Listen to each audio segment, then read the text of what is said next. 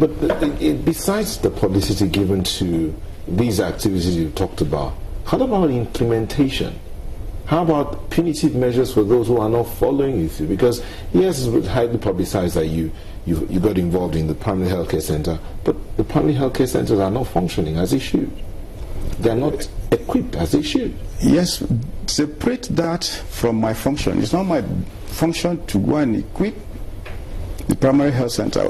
I do my investigations and recommend to the minister. And in fact, when the current Minister of Health made an announcement that they were going to have to build more primary health centers in 774 local governments, we wrote to him and said, look, you have an outstanding liability of uncompleted projects, and we gave the statistics and the locations, and that if you completed these ones, it will save you more money starting new projects. And we sent a copy to him that you have liability of non-payment to contractors that have even completed. And I'm happy to say that the minister invited the former head of the primary health sector, and they went to the presidency and they were able to defray quite a huge chunk of debts that had been owed the previous contractors. So these are the interface that you see, which will not get front page mention. What about those that failed in the execution? Those that failed were in court. Are they in? Oh yes, we're in court with them because we also work with the Bureau for Public Procurement constantly, and we have quite a number of cases in court against procurement failures. Have you succeeded in anyone public recently? sector? Pardon? Any success in anyone recently? I do know that we've had some convictions in respect of that. I think one of the polytechnics where the head was convicted. I wouldn't mention the name here, but it's online. Well, given the hue and cry about how we need to reform the civil service so that they can perform properly, would you say the ICPC has been effective?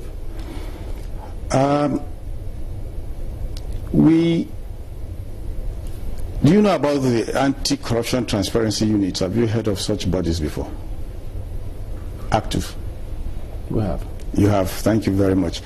We have in most MDAs, Anti-Corruption and Transparency Units are specially trained personnel who are like mini ICPC, working in concert with the permanent secretaries and the ministers in monitoring what is going on, and also advising and helping in ethics and compliance processes and procurement. In that respect, we have a very, very healthy relationship, and that has been one of the hallmarks of what this country has been recognized for internationally as part of that package. And I'm happy that the current head of service has even reissued a new circular requesting that they be given more bite in the MDAs. We have I think that's where a lot of people have issues. I mean, yes. I think you simply hit the nail on the head now. Bite. You know, in terms of perception, it seems that people are not afraid of the ICPC. When you mention the EFCC, there is some quaking in their boots. When you mention the ICPC, however, you know, you will seem that people are a little indifferent. At least that's how a lot of members of the public see. Maybe because they do not understand what it is, or maybe we do not understand how it is that the ICPC is supposed to work. But would you say that the ICPC really has bite?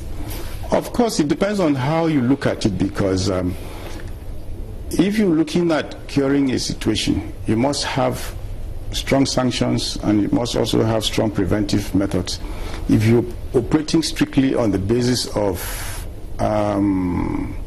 strong sanctions and arrest and not looking at the remedial issues that will prevent such things happening in the future, then you're missing the entire point. What you see more in terms of bite of the EFCC you've mentioned is the enforcement aspect of it, right?